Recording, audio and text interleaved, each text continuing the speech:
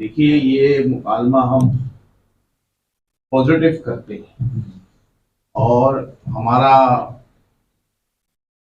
मोटो ये है कि इख्तिलाफ कीजिए, मुखालफत नहीं। तो हमने आज डॉक्टर साहब को बुलाया।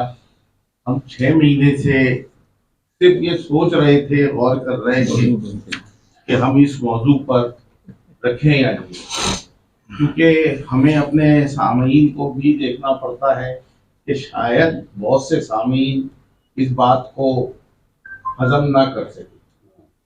लेकिन हमने इसको ज़रूरी ख्याल किया कि हम अपने सामीन को इस बात की भी तरबियत दें कि आप अपने मुख्तलिफ राय को भी सुने और उसका भी एहतराम करें और उससे इख्तिलाफ अपना बरकरार रखें अगर आप इख्तिलाफ रखते हैं। और यकीनन हम बहुत सी बातों से इख्तिलाफ रखते हैं, तो इख्तिलाफ रखने के बावजूद भी साथ क्या नहीं चला जा सकता? बिल्कुल चला जा सकता है। कुछ चीज़ों में हम और आप भी बहुत से इख्तिलाफात रखते हैं। यहाँ किसी एक सियासी जमात के लोग नहीं बैठे, किसी एक मकतबा फिक्र के लोग नहीं बैठे, लेकिन हम सब एक छत के तले मौजूद हैं। इसी तरह आज हमारे भाई, हमारे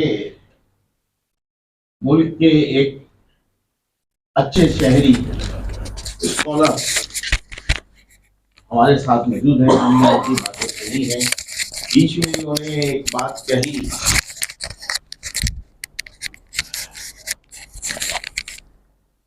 जमात इस्लामी के हवाले से, तो ये कोई ऐसी बात नहीं है जो इन्होंने कोई गलत बात कही, ये फैली हुई चीज़ है।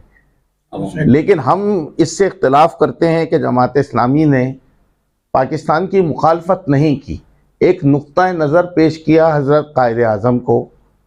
हज़रत कायदे आज़म ने मौलाना से ये बात कही, भिजवाई कि मौलाना जो बात आप कह रहे हैं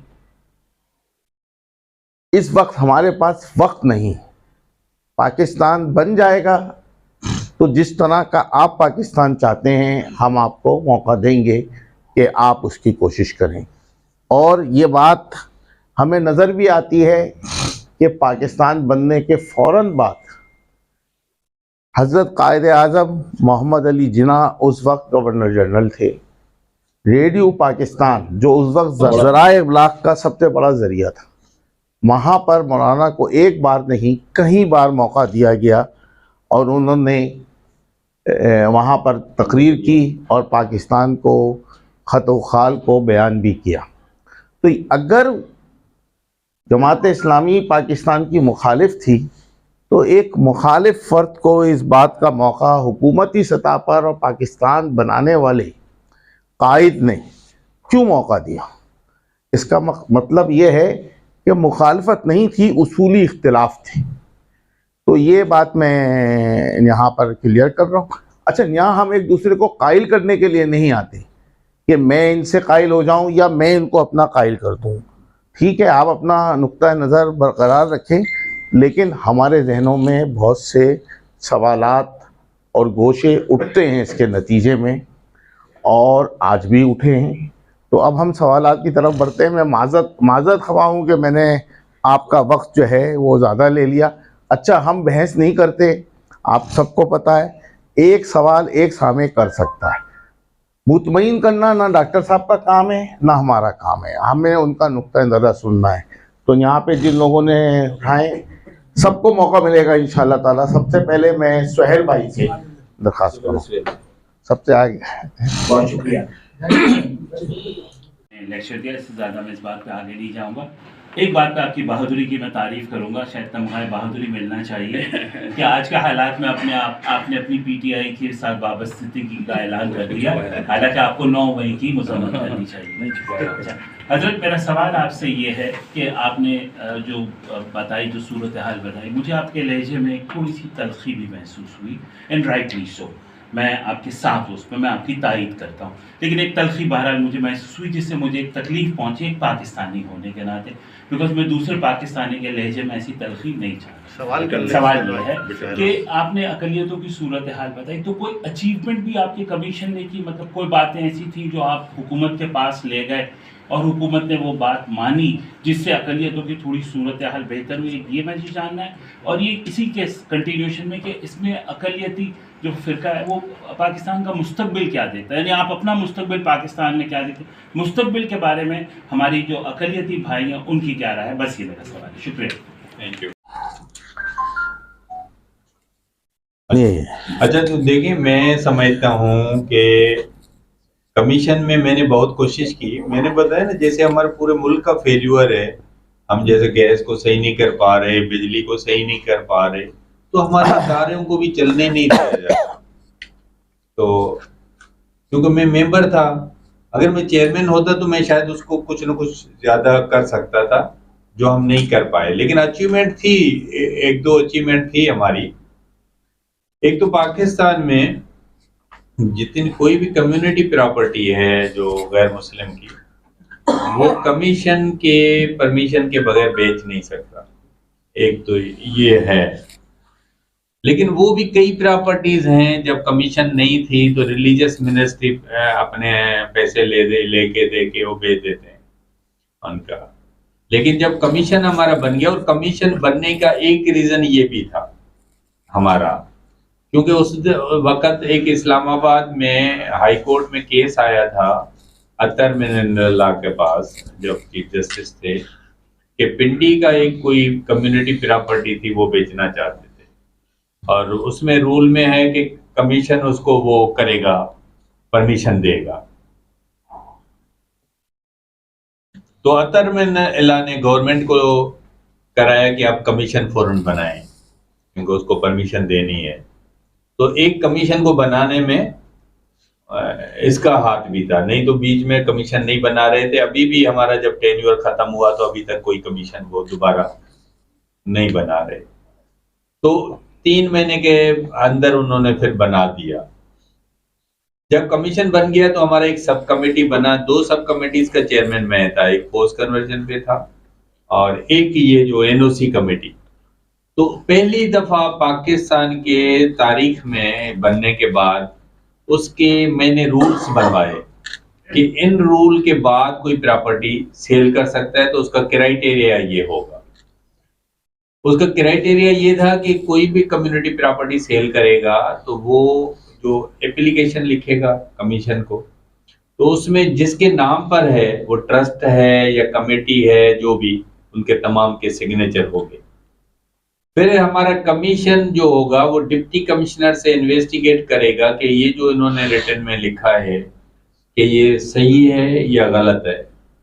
कमीशन इन्वेस्टिगेट करेगा। तीसरा, जब वो बेचने जाएंगे, अगर परमिशन उनको मिल गई तो वो डॉन और जंग में एडवर्टाइज कराएंगे कि उसको प्रॉपर पैसे मिल सकें। मतलब छोटे अखबारों का नहीं लिखा हमने, दो डॉन और जंग।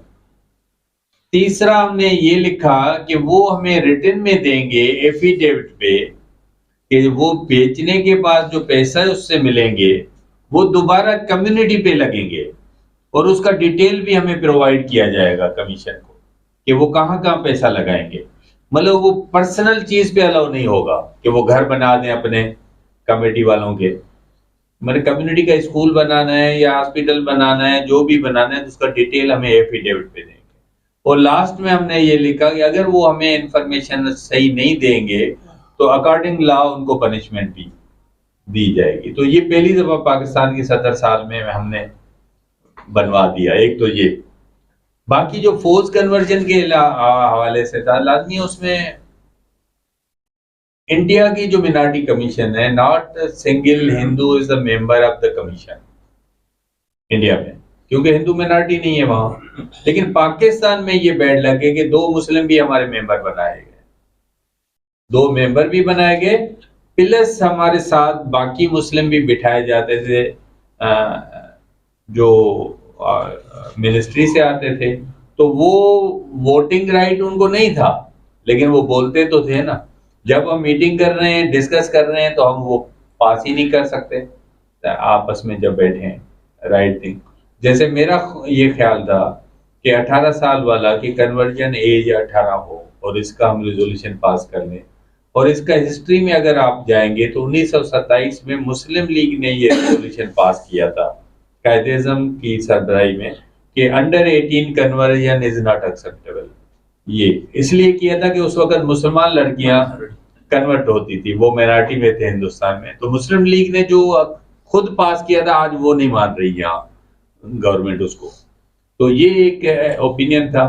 तो इसलिए वैसे कमीशन को जितने पावर होते हैं वो भी उनको अभी तक उसका एक्ट मंजूर नहीं है। हालांकि एक्ट हमने पूरा रेडी करके उनको दे दिया है, लेकिन एक्ट नहीं पास कर रहे। जब तक एक्ट पास नहीं करेंगे तो कमीशन इंडिपेंडेंट नहीं होगी, उसका बजट अपना नहीं होगा।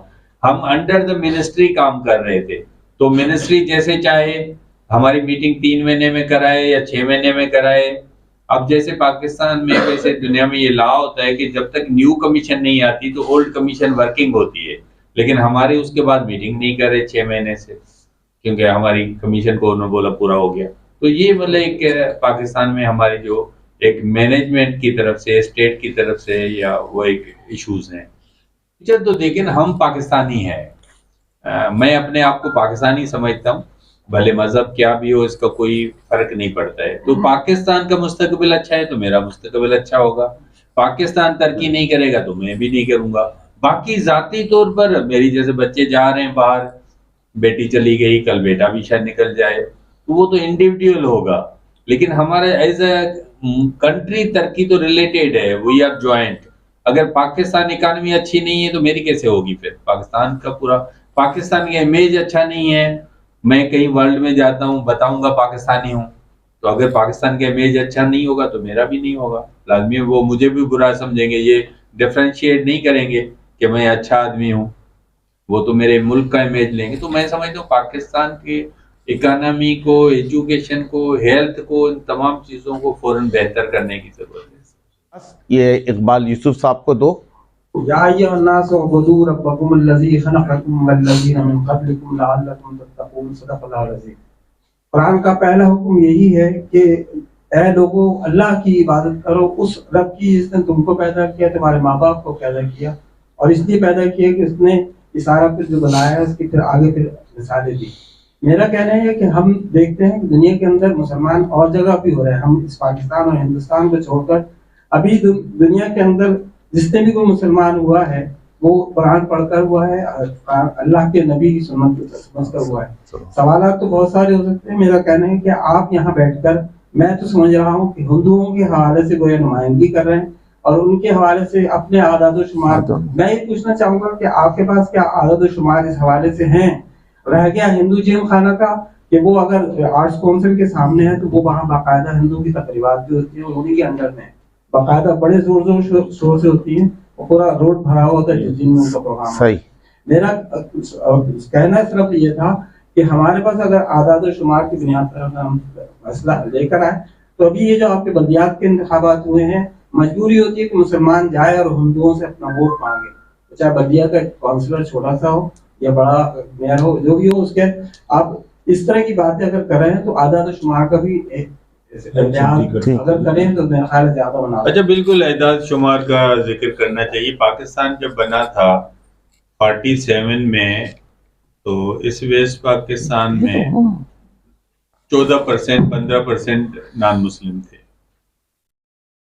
और हिंदू थे मेजॉरिटी यहाँ सिंध में। तो इसमें आप कन्वर्जन का पूछ रहे हैं, ठीक है, मैं उस पर भी इसका भी जिक्र बताऊं। पॉपुलेशन भी आपको समझना जरूरी है। और ईस्ट पाकिस्तान में 28% थे, अभी हम 2% भी नहीं है हिंदू यहाँ। इतना डिक्रीज हो गया है ना क्वांटिटी, तो इस पे भी सोचने की ज़रूरत है कि इतना कम क्यों हो गया, आबादी बढ़ना चाहिए, नंबर 1। बाकी जो आपके कन्वर्जन में है कि उसमें हमारे अपने स्टेटिस्टिक्स नहीं है। एक तो ह्यूमन राइट्स कमीशन है जिसने लिखा था तक साल में 1000 होते हैं जो इस तरह के कन्वर्जन होते हैं। लेकिन अभी मैंने ये भी देखा है, कल परसों भी मेरी बात हुई, या खुद में जब पढ़ रहा था यहाँ आने से पहले, द कन्वर्जन जो है वो विलेजेस का भी हुआ है, या एक सिजावल की तरफ एक विलेज था पूरा, एक जो हिंदू कन्वर्ट हो गए मुसलमान। या आप जब छोटे होंगे, मैं भी अगर छोटा होऊंगा 15-20 साल पहले अगर सोचेंगे, जब वो क्रिश्चियन मिशनरी यहाँ काम करती थी, उसको इजाज़त थी, तो कई लोग फिर क्रिश्चियन बन जाते थे, उसमें हिंदू भी थे और कई मुसलमान गरीब भी चले जाते थे, क्योंकि एक पावर्टी भी बड़ा एक दुनिया में गुर्बत एक बड़ी वजह होती है, क्योंकि इंसान को पेट चाहिए। तो उसमें मैं देख रहा था कि विलेजेस भी हो जाते हैं। और अच्छा, कभी कभी एक आप जैसे थोड़ा उस पर भी नाराज हो रहे थे ना, जमात इस्लामी वाले पे, तो मैं बताऊं कि अगर अमेरिका और कनाडा ये बोले ना, जो यहाँ क्रिश्चियन बन जाएगा हम उसको सिटीजनशिप देंगे, तो कई लोग कन्वर्ट होंगे। कई लोग कन्वर्ट होंगे कि हम उसको देंगे जो कन्वर्ट होकर बस क्रिश्चियन बन जाए, तो वो कनाडा और अमेरिका की सिटीजनशिप लेने के लिए भी हो जाएंगे। देखें, जो मजहब है ना, किसी भी, हम जितने भी लोग यहाँ बैठे हैं, किसी ने 20 मजहब या 25 मजहब या 15 मजहब या 5 मजहब पढ़ के फिर मजहब कबूल नहीं किया। एक भी आदमी यहाँ बैठ हुआ ऐसा नहीं है। हम जिसके घर में पैदा हुए हैं वो मेरा मजहब है, ठीक है। फिर पहले मैं हिंदू के घर में, कोई क्रिश्चियन के घर में हुआ, कोई सुन्नी के घर में हुआ, कोई शिया के घर में हुआ, कोई हरी पगड़ी वाले के हुआ, या जो भी उसका माँ बाप से हमें मजहब मिला है। और एक बच्चा जब पैदा होता है उसको हम अंग्रेज को दे दें तो वो वैसा ही बन जाएगा, उसी के जैसा। उसको ये पता नहीं होगा कि मैं मुसलमान के घर पैदा हुआ था। तो हम बनते वही हैं जो हमें माहौल मिलता है, जो हमें जहाँ पैदा होते हैं। अगर हम इस मुल्क में पैदा हो रहे हैं, रशिया के लोग सारे गोरे हैं, हम लोग काले हैं, क्यों? इसलिए कि हमारा एरिया ऐसा है, गर्म इलाका है। उनके पे कोई खुदा की मेहरबानी नहीं है, उनको खुदा ने गोरा नहीं किया। वो उनको भी अगर पैदा होने के बाद यहाँ रखा जाए तो वो जब बड़ा होगा तो हमारे जैसा कलर उसका। तो ये मतलब चीजें होती हैं हमें माहौल। मैं तो इसमें बिलीवर हूँ कि खुदा रहमतुल आलमीन है, रहमतुल मुसलमीन नहीं है, ठीक है, वो सबका है। और जी रब्बुल आलमीन। और दूसरा, जो नबी हैं बहुत सारे आए हैं, जिनका लाखों में है, वो नबी दूसरे मजहबों के भी नबी होंगे जो उसमें आए। तो मैं तो हार्ड बिलीवर हूँ, इसमें सख्त ऑप्टिमिस्ट हूँ कि मैं जब गुनाह नहीं कर रहा हूँ तो मैं तो जन्नत में जाऊंगा। मेरा एक अपना ओपिनियन है कि मैं जब नहीं कर रहा हूँ, न चोरी करता हूँ, न झूठ बोलता हूँ, न बेईमानी करता हूँ, न किसको बुरा समझता हूँ। तो बाकी हर ओपिनियन का अलग हो सकता है, किसी का भी। मेरा ओपिनियन। बाकी जो जिम खाना है, हिंदू जिम खाना, वो हिंदुओं के पोजीशन में नहीं है। एक्टिविटीज होती हैं, उनको परमिशन लेके थोड़ी बहुत जो आपको नजर आता है दिवाली का सेलिब्रेट होता है। बाकी वो ये क्योंकि इदारा जो है वो उसी को मिलना चाहिए। जैसे मुस्लिम जिम खाना है, मुस्लिम कम्युनिटी के पास है, तो हिंदू जिम खाना हिंदू कम्युनिटी को मिलना चाहिए। वो नहीं है, वो गवर्नमेंट परवेज मुशर्रफ के दौर में उसको लिया गया था, वो अभी तक वापस नहीं हुआ है, कम्युनिटी के पास नहीं। जी इरफान भाई।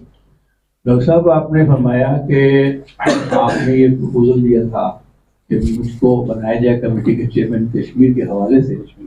तो मैं अपनी एफर्ट से और जो आपके जहन में तजावीज़ हैं उसके हवाले से इस मसले को हल करा दूंगा। ये आपका उस वक्त का ये स्टेटमेंट था। मैं ये सुनना चाहूँगा कि क्योंकि डेफिनेटली एक बड़ा कंसर्न है पाकिस्तान और हिंदुस्तान का, और इसमें माशी एक जो फैक्टर है वो भी डिटोरिएट कर रहा है दोनों मुल्कों में। तो मैं पूछना चाहूँगा कि आपके जहन में क्या ऐसे तजावीज़ हैं? बोला था कमीशन में, देखें वसीम भाई को। सबसे पहले तो ये होता है, जैसे हम यहाँ बैठे हैं ना, अब हम पहली दफा मिले हैं। जब तक हम जाती दोस्ती नहीं करते ना, तो हम एक दूसरे के साथ बैठेंगे भी नहीं, एक दूसरे को सुनेंगे भी नहीं। तो हिंदुस्तान पाकिस्तान की एक बड़ी खामी है, वो रिलेशनशिप ही आपस में बेहतर नहीं कर रहे। उसमें गलती मेरे मुल्क की भी है, मैं समझता हूं, क्योंकि देखो मेरी जरूरत है, मेरी इकोनॉमी खराब हो रही है, तो मेरी समझ बूझ ये है कि पहले तो मैं उससे ताल्लुकात अच्छा करूं कि वो मेरे साथ बैठे तो सही टेबल पे, और वो ताकतवर भी ज्यादा है इस वक्त, मुल्क इकोनॉमी भी उसकी अच्छी है, तो नंबर 1 पे आता है कि हमारी बेस्ट रिलेशनशिप हो, कि हम एक टेबल पे बैठे हैं, वो बनानी चाहिए। जैसे मैंने आपको जिक्र किया कि वो मुझे इनवाइट कर रहे हैं, पहले भी किया, और मैं अभी मिला नहीं हूँ इंडियन एम्बेसी से, लेकिन मैं ऑप्टिमिस्ट हूँ कि मैं किसी को वीज़ा दिलवाना चाहूँगा तो दिलवा के रहूँगा, दिलवा सकता हूँ, क्योंकि हमें रिलेशनशिप अच्छी रखनी चाहिए, तो वो मैं काम करवा दूंगा उससे। जैसे मैंने किबला अयाज का जिक्र किया, वो बड़ा आदमी है, वाइस चांसलर रहा है, लेकिन वो 2 दफा मेरे कमरे पे मेरे से मिलने आया है, मतलब कोई तो वजह होगी ना कि मैंने उससे अच्छा रिलेशनशिप रखी होगी, अच्छे ताल्लुकात रखे होंगे, अच्छे तरीके से कम्युनिकेशन किया होगा कि वो मेरे से मिलने मेरे होटल पे आए। तो इस तरह इंडिया पाकिस्तान के बीच में पहले तो रिलेशनशिप, एक कम्युनिकेशन गैप है जिसको खत्म करना है। दूसरा, अगले आदमी को समझाना है कि ये जो नुकसान कर रहे हैं ये हम दोनों का नुकसान है।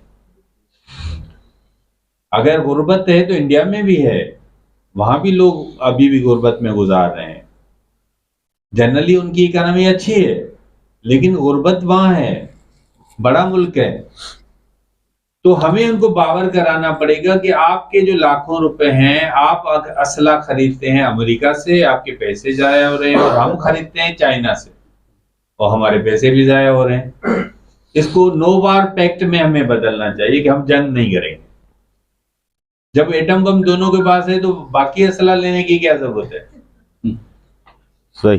तो हमें देखो, जब तक ये सिंध के जो नायब अमीर थे जमात इस्लामी ने, मैंने होली का केक काटा था तो उनसे कटवाया था मैं फिर जी, मेरे बेहतरीन दोस्त हैं, मैं उनको चाहूँ फोन करूं, मेरा किबला अयाज को भी मैं बुलाऊं कराची तो आ जाएंगे वो। एक तो ताल्लुकात बनाना बहुत जरूरी है कि हम दूसरे पे एतमाद करें, एक दूसरे के साथ बैठें, एक दूसरे को सुने, पहले नंबर पे स्टेज वो आए। फिर दूसरा, चाइना जैसे इंडिया से बिजनेस कर रहा है, हमें भी करना चाहिए। हम 200 रुपए में प्याज खरीद रहे हैं तो इंडिया से क्यों नहीं खरीद सकते भाई? तो हम अपने अवाम को सस्ता क्यों नहीं दे सकते? हाँ, ईरान से भी नहीं दे, गैस नहीं ले रहे ईरान से हम लोग, जो हमें सस्ती मिल सकती है। तो नंबर 1 चीजों के एक दूसरे से फ्रेंडशिप करना, एक साथ बैठना, एक दूसरे पे एतमाद करना, बाकी इख्तिलाफ तो बात की बात है, उसको हम निपट लेंगे।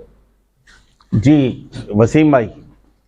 इनकी कुछ एतराज जो है वो काफी, लेकिन मेरा अपना तजुर्बा मैं आपको बताऊं कि सबसे बड़ी जो चीज है वो इस्लाम ने इंसानियत का सबक दिया, इंसानियत का। और मैं खुद जो भी हूँ, जब मेरा केडी में अपॉइंटमेंट हुआ था तो मैंने मेरा जो बॉस थे वो थे राजपाल साहब, उनसे मैंने काम सीखा है, आज भी मेरे से ताल्लुक है। दूसरे बॉस थे मेरे नंदलाल, उनसे भी मैंने काम सीखा। हमारे जो है ये है कि इंसानियत का सबक जो है वो ये कि सब आपस में दोस्त होते हैं। बेशक यही कहा, अगर कोई भी एतराज़ात आपको हैं किसी भी कमेटी जो है, तो आप असेंबली में जाके, कौमी असेंबली में, सूबाई असेंबली में और काउंसिल बेस के ऊपर एतराज़ को उठाएंगे, वो इंशाल्लाह ताला वो लोग सुनेंगे और उस पे आप सवाल कीजिए ना, आपने तो अपने ज़ाती हालात सवाल कीजिए और कौमी असेंबली में उठाइए, वहाँ पे वो कर रहे हैं, वो उससे वाबस्ता है, आप सवाल कीजिए ना। देखिए एक सेकंड, एक मिनट कासिम भाई, एक मिनट। बात यह है कि देखिए वो तो सब कुछ हो रहा है वहां जहाँ इन्हें भी पता है, हमें भी पता है, फिर हमने यहाँ बुलाया क्यों है? हमने तो एक तबादला ख्याल के लिए बुलाया है ना, ठीक है जी। आप हाँ, मैं कह रहा था कि तजुर्बा हम स्वर्ण सिंह और वजीर खारजा भुट्टो के जमाने में तो हम बच्चे थे, लेकिन सुनते आते थे कि हर तीसरे महीने बाद एक मीटिंग होती थी आपस में, उसका कोई नतीजा निकला? ये हबीब भाई को दे दें जी। अच्छा, इसका देखिए वेरी सिंपल जवाब होता है। क्या आपको पता है कि ये जो रोशनी आज हमें मिली है, पहली दफा ही उसे एक ही साइंसदान ने कोशिश करी थी, कई उससे पहले फेल जाते हैं। इंसुलिन जब बनी थी, एक आर्थोपेडिक डॉक्टर ने बनाई थी हड्डी, वो कुत्ते से निकाली थी पहली दफा, तो क्या उससे पहले कोशिश नहीं की थी? तो ये जरूरी नहीं है कि भुट्टो मेरे से ज़हीन है, ये जरूरी नहीं है। आप इससे, मैं तो ऑप्टिमिस्ट हूँ, मैं मानता हूँ मेरी बेटी है मेरे से ज्यादा ज़हीन है, वो मेरे से बड़ा काम कर सकती है। सही। तो ये हम कभी न माने कि जो वो नहीं कर सका तो मैं नहीं कर सकूंगा, ये हमें कभी मान कंटिन्यूटी है। हाँ एक सफर नहीं, मेरा ओपिनियन है, हमें कोशिश करनी है। हो सकता है मैं कामयाब नहीं हूँ, मेरे आप बाद में जो आने वाला है, क्योंकि हम जब बीच पेड़ का लगाते हैं तो जरूर नहीं वो छांव मैं ही ले लूं, तो कोई और लेता है, लेकिन हमें उसकी बुनियाद डालनी है। हमें एक दूसरे से अपने पड़ोसी, देखो आदमी ये मशहूर है कि आदमी बीवी को छोड़ सकता है, पड़ोसी को कैसे छोड़ेगा, छोड़ उसको कैसे आप हमने ये तो बड़ी अच्छी बात है। इंडिया को कैसे मतलब हम हटा सकते हैं, वो बैठा है, अफगानिस्तान को कैसे हटा सकते हैं। तो हमें उनसे एक रिलेशनशिप बनानी है कि वो इतना कबूल करें कि हम एक जगह पे खाना खाएं, एक जगह, अभी तो वो टाइम नहीं देते ना, और मैं ऑप्टिमिस्टिक हूं कि मैं टाइम ले जाऊंगा उनसे। सवाल ये है कि मतलब ये जो हम जो बातें करते हैं और ये इस किस्म की बात हो है, और ये जो बड़ी अच्छी बात है कि ये फोरम में मुकालमा कर रहे हैं। सवाल ये है कि क्या ये चीजें सब खत्म करके हम एक वो निजाम लेकर आए, वो उस निजाम में 14 सेंचुरी के अंदर क्रिश्चियन भी एक साथ रहते थे, यहूदी भी रहते थे, मुसलमान भी रहते थे, और सर सवाल करने प्लीज आप, नहीं आपका नुक्ता नजर है, ये सवाल कुछ भी नहीं है आपका, सवाल कोई भी नहीं है, आपका नुक्ता नजर। हम मुकालमे की ऐसी निश्चित भी शुरू करने वाले हैं जिसमें आपको भरपूर बोलने का मौका मिलेगा, जिसमें हम लोग आपस में गुफ्तगू ही करेंगे। कुछ कहना चाहते हैं आप इनके जवाब पे? जी, इसमें मैं एग्री हूँ आपसे, और ये जो आपने बोला ना कि लाजमिया उनका ओपिनियन डिफरेंट था जमात इस्लामी का, वही था कि जो मैंने जिक्र किया, लेकिन अभी वो बोलते हैं कि पाकिस्तान हमने बनाया, तो मैं इसलिए वो करता हूँ कि वो बोलना चाहिए कि हमने इसलिए इख्तिलाफ किया था। पाकिस्तान बनाने में उनका कंट्रीब्यूशन था, नहीं देखिए एक होना चाहिए, नहीं ये था पाकिस्तान नहीं बनना चाहिए, उनका ये था एक हिंदुस्तान होना चाहिए, हाँ पाकिस्तान नहीं चाहिए, मेजॉरिटी ऑफ। हाँ मेरा ख्याल ये है कि हम, तो हमें मानना चाहिए, मतलब जो रॉन्ग इज रॉन्ग। जयपाल साहब ठीक है, हम मेरे ख्याल में अपने सवाल की तरफ आते हैं, अभी बहुत से दोस्तों के हाथ बाकी हैं और टाइम हमारे पास बहुत महदूद रह गया। ठीक है, मैं हाजी शरीफ साहब से कहूंगा कि वो सवाल करें। क्योंकि आज का जो प्रोग्राम था बहुत अच्छा प्रोग्राम था, लेकिन इस कौम से बहस में कोई नहीं जीत सकता, बस यही मेरा सवाल। ये भी सवाल नहीं है, ये भी जनाब कोई बात नहीं, अब उधर चले जाओ भाई, अहमद भाई से, इसके बाद नजर भाई, फिर अपना नफीस भाई, ये 3 बाकी हैं। यहाँ तो कोई नहीं है ना सवाल वाला? सर हमने अभी प्रोटेस्ट किया था डॉक्टर ने, मैं आई वाज अभी व्हाइट कोट मार्च हुआ है। जी, पाकिस्तान बनने के बाद जिसके तहत पाकिस्तान में कोई हिंदू या कोई और गैर मुस्लिम जो है ऊपर नहीं आ सकता। आवाज थोड़ी सी करीब कर। ये है कि इंडिया में ऐसा क्यों नहीं हुआ, क्योंकि वहाँ नेहरू की वजह से नहीं हुआ और पाकिस्तान में ख्वाजा नज़रुद्दीन की वजह से ऐसा हुआ। तो बाद में तो ऐसे मौके आए, जैसे अब मोदी की हुकूमत है तो वो ऐसा लॉ बना सकते थे, मगर उन्होंने नहीं बनाया। और पाकिस्तान में भी यानी यूँ कहना चाहिए जैसे परवेज मुशर्रफ बहुत ज्यादा जो है इस्लाम से दूर थे, तो वो कर सकते थे, इनको आगे बढ़ा सकते थे, मिनॉरिटी को आगे बढ़ा सकते थे, तो उन्होंने नहीं किया। तो वहाँ ऐसा क्या हुआ कि वहाँ जो है मुसलमानों को बहुत ज्यादा मौके मिल गए, और यहाँ ऐसा क्या हुआ कि यहाँ मिनॉरिटी को नहीं मिले मौके? जी, नजर भाई को दे दें। जी जयपाल साहब, इंडिया में क्यों मिले मौका?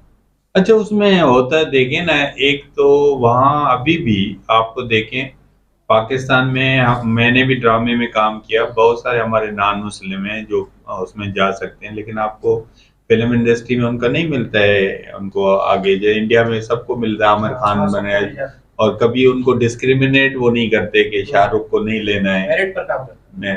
तो मैं पहले भी बोल चुका हूँ कि हमें अच्छी चीज की अप्रिशिएट करना चाहिए, उसको गलत, मोदी अगर कोई गलत काम कर रहे हैं उसको हमें बिल्कुल करना चाहिए कंडेम, और वो इजराइल का भी करना चाहिए। तो दुनिया में जब तक हम ये नहीं सीखेंगे ना, हम ये बोलेंगे कि ये मेरा दोस्त है इसलिए मुझे इसको सपोर्ट करना है, तो भले वो गलत कर रहा है, तो हमें मतलब राइट इज राइट। बाकी जो आपका सवाल कि इंडिया में, क्योंकि एक जो उनका सेक्युलरिज्म रहा है अभी तक, हमारे मुल्क में असल में सेक्युलरिज्म को एक बदनाम किया गया है, लादीनियत वो है, ऐसा नहीं है। कुरान शरीफ में आपका है लकुम दीन कुम वलियुद्दीन, your religion with me my religion, your religion with you, my religion with me. तो आपका मजहब आपसे, मेरा, तो ये कुरान इस्लाम में भी है। लेकिन हमने यहाँ क्या सेकुलरिज्म को उसको बदनाम किया है कि ये लादीन हो जाएंगे। लादीन नहीं हो जाएंगे, उसमें ये होगा कि आप सब लोग बराबर होंगे, आपका अपना अपना मजहब है, आप अपना जो भी इबादत करते हैं आप अपने तरीके से करें और दूसरों को। तो ये मुल्क वही तरक्की करते हैं, जैसे यूके में मैंने बताया कि वहाँ मुसलमान मेयर भी बन रहा है, वहाँ हिंदू वजीर आज़म बन रहा है, तो उनकी कोई इकोनॉमी खराब नहीं हो गई या उनके बच्चों की तरबियत खराब नहीं हो गई। वो बोले कि एक सिटीजन है, शहरी है, कोई भी, अब कराची का मेयर कोई भी बन जाए तो, लेकिन कराची को मतलब अच्छा करे ना। ये थोड़ी को मेमन को बनाना है या हिंदू को बनाना है या उसको मुहाजिर को बनाना है, इसमें क्यों हम डिवाइड करें। हम बोले भाई कराची का सिटीजन हो मेरिट में और उसका जो क्राइटेरिया है उस पे। जी नजर भाई। जी नजर।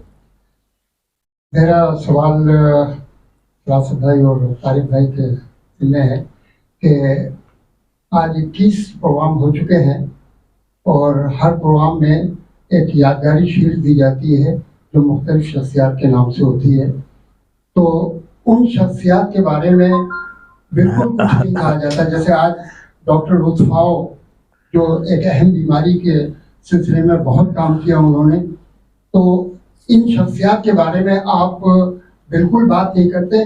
उसूली तौर पे इतना बड़ा नाम उसके ऊपर लिखा हुआ होता है तो उसके बारे में नई शख्सियात को बताना बहुत जरूरी होता है कि ये जो अवार्ड है किस सिलसिले में दिया जा रहा है। जी बिल्कुल, नफीस भाई को दे दें आप। फरासत भाई इसका जवाब आप दे दीजिए।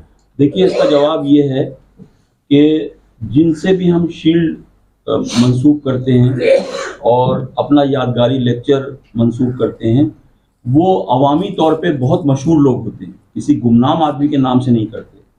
और हम अपने सामीन पर ये भरोसा करते हैं कि अगर हम यहाँ जो है डॉक्टर एहसान रशीद का नाम लिखेंगे तो हम ये समझेंगे, हम ये यकीन रखते हैं कि हमारे सामीन और हमारे यहाँ आने वाले 100% लोग उनके बारे में जानते हैं। अब ये है कि वो कितना जानते हैं, कम जानते हैं या ज़्यादा जानते हैं, ये हमें नहीं मालूम। लेकिन ये इतने मशहूर लोग होते हैं कि आम आदमी भी इनके बारे में जानता है। लेकिन अगर कोई ऐसा शख्स है जो ये समझता है कि वो लुत्फ़ाओ के बारे में नहीं जानता, जिनकी तदफीन में इस मुल्क के सरबराहान शरीक हुए, फौज का सरबराह शरीक हुआ और मुकम्मल सफ़े अव्वल का जो एजाज़ हो सकता है उसके साथ उनकी तदफीन की गई, और इनकी सारी तारीख जो है मुख्तलिफ ज़बानों में मौजूद है, बलोची में, पश्तो में, सिंधी में, इतना इनका काम है। भगवान दास साहब नाते लिखते थे। अभी ये कहा गया कि हिंदू या दूसरे लोग, हमारे यहाँ चीफ जस्टिस क्रिश्चियन रहे, हमारे यहाँ चीफ जस्टिस हिंदू रहे, पाकिस्तान का पहला फौज का सरबराह जो था वो क्रिश्चियन था, हमारा पहला वजीर खारजा जो था सर जफरुल्लाह वो अहमदी था। यही बात डॉक्टर जावड़िया साहब ने भी कही है कि एक बराबर का शहरी होना ज़्यादा मुकद्दम है रियासत की ताकत के लिए बनिस्बत उसके अकीदे की रोशनी में उसको देखना। तो हम अपने सामीन से ये उम्मीद रखते हैं कि उनको जानते होंगे, लेकिन अगर कोई सामी ये कहे कि उनके बारे में हमें पता नहीं तो हमें थोड़ा सा रंज होता है कि ये कैसे एक आदमी ये कह सकता है कि वो भगवान दास के बारे में नहीं जानता। एक मामूली पढ़ा लिखा आदमी जो है उनके बारे में जानता है। लेकिन मैं इसका एक हल आपकी खिदमत में पेश करता हूँ मुख्तसर, आपको कोई क्रॉस गुफ्तगू की ज़रूरत नहीं पड़ेगी।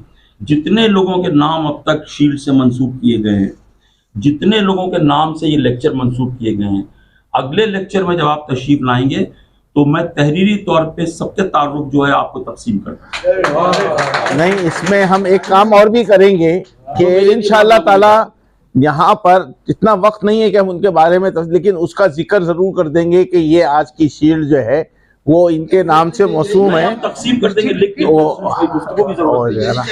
एक जो जी नफीस भाई बहुत शुक्रिया, बहुत अच्छा बोले। एक थोड़ी सी वजाहत भी करता हूँ, आखिरी सवाल है ये, इसके बाद मसला के मेरा सवाल मसला के बाद में कीजिए, अभी करना है आपने। सवाल सिर्फ ये है कि पाकिस्तान में अक़लियतों सूरत हाल आपका और आपकी गुफ्तगू से हिंदू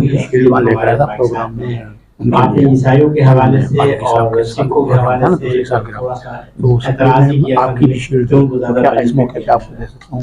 हाँ, आप खड़े होकर कह दीजिएगा, बाद में मैं ऐलान नहीं कर सकता कि मुझे मैं आपके थोड़ी सी वजह इस हवाले से तमाम अक़लियतों में। अच्छा, इसमें एक तो बात ये समझना है कि जो रुतबाओं की भी मैं 1-2 मिनट ले लूंगा। जी यूसुफ भाई, ऐसी बस मैं एक दफा दोबारा शुक्रिया अदा करूंगा कि इतने लोग आए, और इसका दुख हो रहा है कि खवातीन सवाल नहीं पूछती। और अच्छा जी, शुक्रिया आप सब लोगों का। अच्छा, फिर हम बज़्म मुकालमा के जो नए शुरका आए हैं उनका थोड़ा सा तारुफ कराते हैं। आज भी 4-5 अफराद नए शरीक हैं। ये मेरे सीधे हाथ पे ज़रा खड़े हो जाएं तो ज़रा लोग चेहरा शनास हो जाते हैं। डॉक्टर गुलाम अली कुरैशी साहब हैं, तो ये हमारे डॉक्टर जयपाल साहब के साथ तशरीफ़ लाए हैं। इनके कुलीग भी हैं, मैं इनको खुशामदीद कहता हूँ, बहुत शुक्रिया। ये मेरे दोस्त हबीब भाई हैं, मेरे बहुत कदीमी दोस्त हैं, ये भी आज तशरीफ़ लाए हैं। मैं आपका भी शुक्रगुजार हूँ जी। जाहिर है दोस्त अहबाब भी सब कुछ होते हैं, और जो दोस्त अहबाब नहीं थे वो यहाँ आके हमारे दोस्तों में के हल्के में शामिल हो गए। अच्छा, इसके बाद जो नए दोस्त तशरीफ़ लाए हैं, ये अकील भाई हैं हमारे, और अपनी एहलिया के साथ आए हैं, मिस्टर एंड मिसेस अकील। ये माशाल्लाह हमारे अदबी और समाजी हल्के से इनका ताल्लुक़ है, आर्ट्स काउंसिल से, और हमारे दोस्तों में से हैं, कदीमी तो नहीं लेकिन हमारे दोस्तों में से हैं। बहुत शुक्रिया अकील भाई। अच्छा जी, इसके बाद हमारा ये है कि हम अपने मेहमान को बज़्म मुकालमा की तरफ से एक शील्ड पेश करते हैं। तो आज की शील्ड के लिए मैं मोहतरम इकबाल यूसुफ भाई से और सादुद्दीन साहब से मुल्तमिस हूँ कि वो हमारे मुअज़्ज़िज़ मेहमान को शील्ड पेश करें। आगे थोड़ा सा मेज़ के आगे आ जाइए।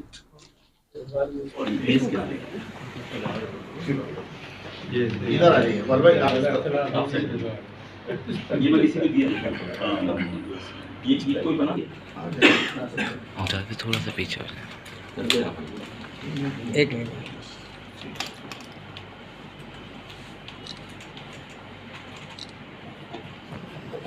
अस्सलाम